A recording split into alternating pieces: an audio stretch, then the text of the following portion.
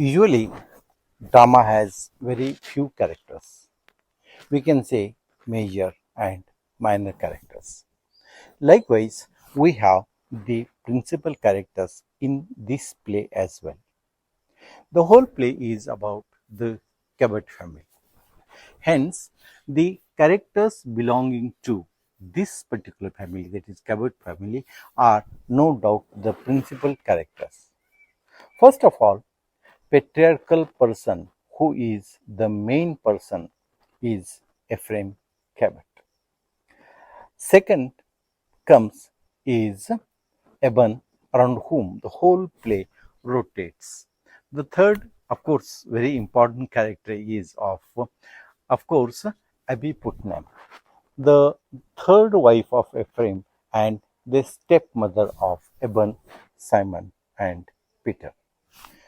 Apart from these characters, we do have Minnie as well, a local prostitute about whom we just listen. Even we can consider the newborn baby of the Eben and Abbie also is one of the character because it becomes a catalyst for the major actions of the play.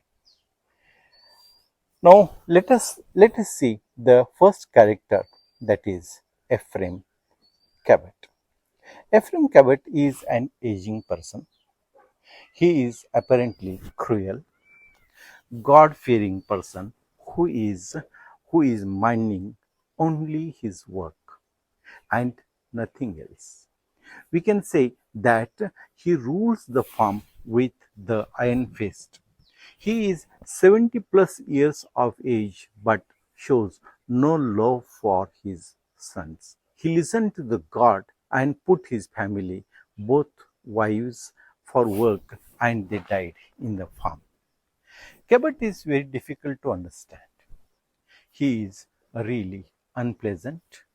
Those who are around him, he is really unpleasant. Those who are around him.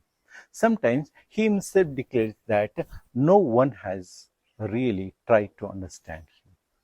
He prefers the company of, surprising, cows rather than the human beings.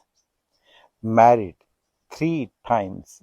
His earlier wives died working in the farm, and the third wife is very oddly young to him. There is no sign that he tries to understand others. That is what we understand in the play. So, we come to know that he failed to understand even his sons. So, his 3 sons detest, or we can say don't like him. Peter and Simon, of course, go to California to try their luck. The youngest son, Eben, remains in the farm for different reasons. He loves the farm more than anything else in his life. He believes that God has thrust upon him the hard life. At a point, he even says that the God does not like simple tasks. He has no complaint of the life as well, or the life that he leads, but the odd fact is that he expects the others too should lead that kind of life, that is tough life. Though his outward personality is gruff and cruel, he sometimes seems not to be so. He does not show any kind of tenderness even to Abbie. He seems excited with the idea that he, along with Abbie, would have a son, an ultimate heir to the farm. Surprisingly, he does not like the existing sons, but still hopes that he will have the son from Abbie. He goes back immediately to his original nature, that is, dull and difficult life.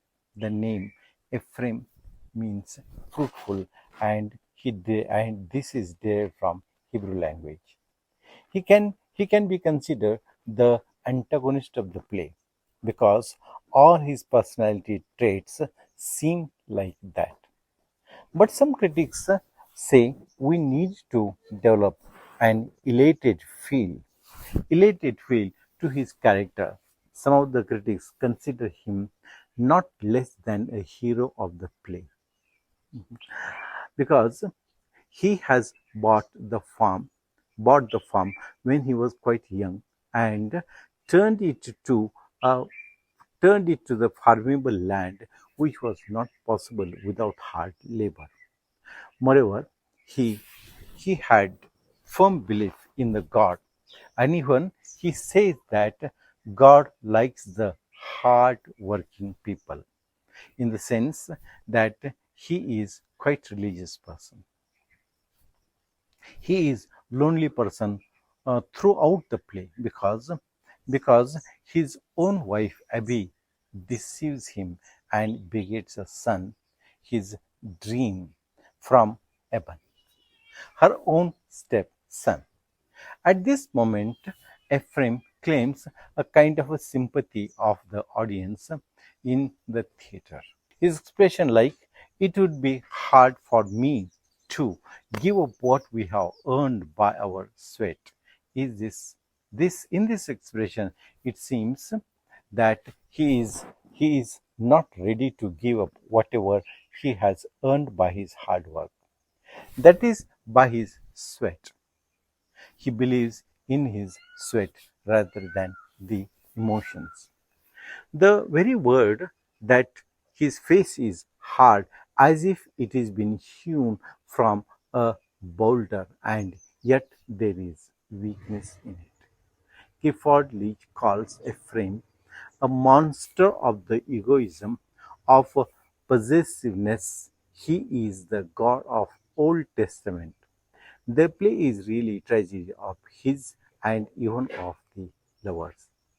The old man remains very much same, hard, lonesome, rocky, unyielding.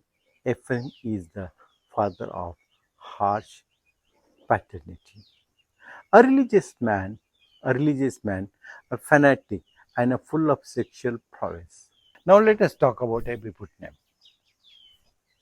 According to Clifford Leach, the most striking quality in the character of Abbie lies in the complexity of her inner life, in the three standard web of desire that seizes her. She was to establish a good relationship with Eben, for she wants to dominate the household and no risk of losing the farm when Ephraim dies.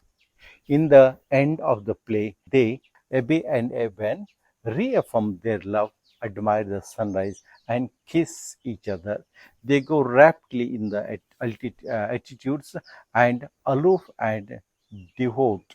Of course, Abbie Putnam is beautiful, sensuous, and a shrewd woman.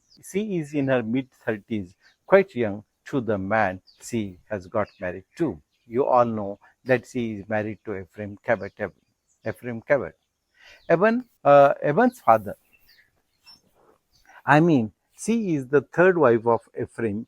Abbie was orphaned at the very young age and obviously had a very hard life. She really was in need of some secured persons in the form of Ephraim. There was nothing of love in her. She just wanted to inherit the farmhouse of Cabot or farmhouse of the Cabot family. At least we find so in the beginning.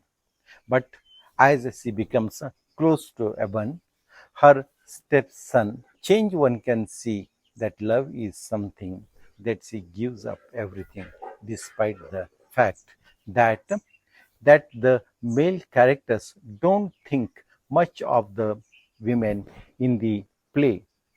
Abbie outwits all of them, and she is able to draw the attention of the readers or the audience towards her. She has a power to convince her old husband that he should he should leave the farm, her provided that she has a son. Friends, we must realize that the play is quite old, 100 years old play. In the society by that time, son was more important than the girl child. In a very recent years, The timeline, if we see, it is amazing, beginning from 1906 to 1984 till recent. If we think from the story standards, girl and boy is equal. Let us come back to our topic. Abbie, of course, had a very difficult life as she was orphaned at the very young age, at the very young stage of her life. We find both Eben and Abbie had the almost same kind of a desire to possess the farm. They also crave for affection and love. We also note that in the end of the play, we are in doubt whether she really loves Eben. We feel that she is using Eben to achieve her ends, that is, the farm. She is very cunning too, as she uses both the father and the son for her purpose, possessing the farm. But as the relations grow with Eben, we do see that she is a changed character. The relation with Eben she had was based on jealousy, but gradually it solidifies, becomes tender and stronger.